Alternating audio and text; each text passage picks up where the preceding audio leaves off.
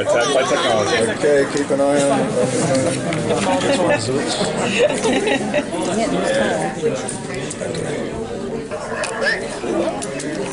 Are you enjoying Comic-Con? I love Comic-Con, mate. Yeah.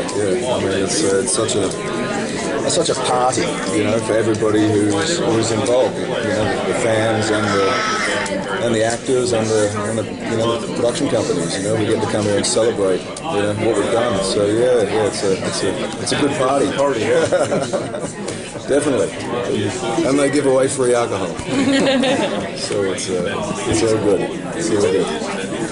Could you talk about your characters, like Johnny from first season to second season, second season to third season?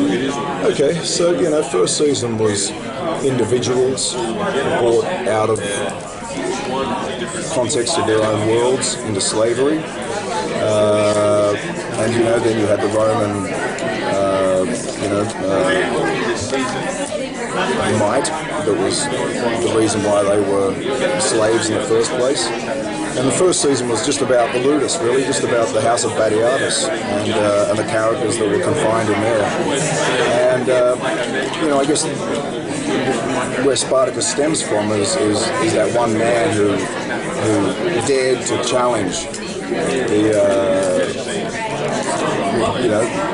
being put in chains and to really sort of build the spirit within other people around him, even though there were only few, to break out, to get out of there. I mean, it's an impossibility. They're in the middle of Italy, they're surrounded by Romans, and there are only a handful of them, and they're all of a sudden they're from the first season. Your character and Spartacus was kind of enemy, but became friends. So they had a common season and first season. What are your characters, John? How changed your character? Well, there's not. I mean, you're sort of talking about subtleties in change all of the time. You're not talking about changes, huge, tide shifts in attitudes. I think right from the very start until what we're filming right now, there's still a determination between Spartacus and, say, Crixus about what the real meaning behind freedom is, what the choices are, whether you're doing it for yourself or doing it for others. What are the things to protect if you're trying to gain freedom? For Crixus, it's always been, once he met Naevia and that love story began, it's been about, finding that window that she opened up for him. Though, of course, when he found her in season 2, she'd been in captivity and raped and all these things, and so she was tragically damaged. And then, he went through the process of helping her, and then her heart opened back up again, and she got her strength back by finding revenge on Asher. And then in season 3, it's we begin season 3 with the idea that the two of them were in the zenith of their relationship. They've found everything they were ever looking for, except being beyond the borders of Rome. But everything suddenly takes a very big slide toward the worst. And that's, the War of the Damned is really about,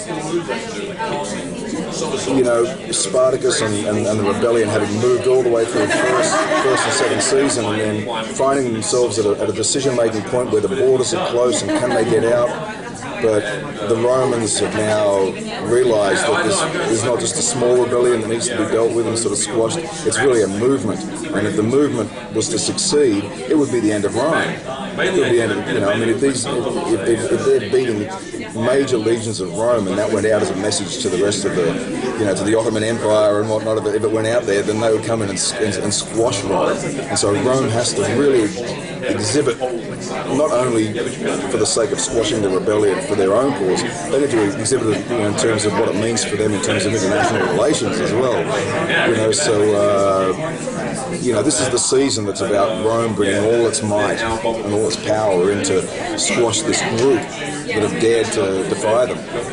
And it starts off with the group feeling quite confident in themselves because they've managed to beat one small legion and a few others, you know, and hold a city for a while. And you know, now it's like, here comes the might of Rome.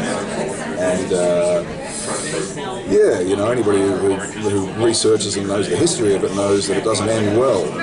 But the epic nature of War of the Damned is those huge battles that do take place, or trying to evade those situations where they know that they will be defeated easily if the Romans get to them. So it's a lot of hit and run tactics, like you know, we're sort of like, you know, trying to evade the Romans and get them when we can, but we know they're sending larger and larger forces.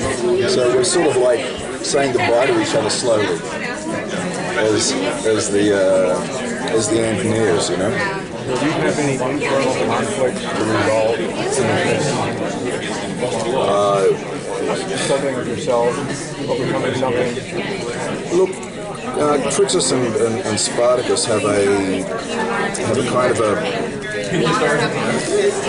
huge power struggle during this season, but it's to do with Spartacus's concept of everybody deserves freedom, including the Romans when it comes to certain circumstances. So when he starts defending the enemy, Crixus is, are we in the middle of a war here? Can you afford to care for these people, feed these people, when all we have are barely rations for ourselves? And they're the enemy, they're the people who have done this to us, and you know, what's the statement you're trying to make, Spartacus? And that really starts hinging on the drama of the rebel force. The rebel force starts to divide itself based upon whether they believe that this concept of Spartacus should be for everybody, including the Romans. Yeah, it's a good question, because that's probably the heart of this season is the difference in opinion of that thing of equality and freedom for all. A little bit of that in the last season. A little bit between you two guys. Yeah, well, you know, I mean, our struggle at first was about who was going to be the champion gladiator. You know, in the next season, it was sort of about, you know, who was going to lead the rebellion. In this season, you know, Spartacus is the chosen leader of the rebellion. Yet when he starts instituting some of his beliefs, especially when we end up capturing a lot of Romans as slaves, when he starts instigating this sympathy for all, you know, that's where it becomes very clouded in terms of, you know, the perspective of Crixus' perspective is that these are our enemies. We need to win this war, and we can't do it by basically, you know, capturing them. Am I saying things right? I'm sorry, I wasn't paying attention. Right up, delete. Could you speak really quickly on Be Here Now, just a little bit? Oh, okay, yeah. Look, I have this on. Yeah, this is Andy's tattoo, Be Here Now, which he put onto his arm during his treatment phase for cancer.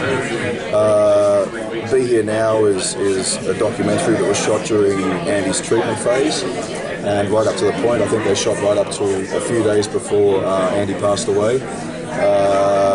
There's a trailer of it that you can find online that's on YouTube. I believe they've just finalised getting all of the funding that they need to produce the documentary, to finish it off. And yeah, if you're a fan of this show and you want to know just more about that man behind our first series, that brilliant actor, that wonderful father, that caring husband, which he was, you know, then make sure you look out and watch Be Here Now when it comes out. It's just really about, you know, living the moment and being aware of, you know, the gift of life. But you know, I mean, for Andy, being a family man and having children, it's just been so sad for all of us to have lost him. For everybody, I mean, you know, it's not us, it's the fans, it's everybody who ever got to glimpse the guy. But to be here now will be the homage to the man, because cancer took him, and if it's just another one of these messages about cancer that helps awareness and you know, helps speed up finding a cure, then that's what Andy would have wanted from this documentary. So yeah. Thank you so much. Thank you so much. Thanks. Thank you.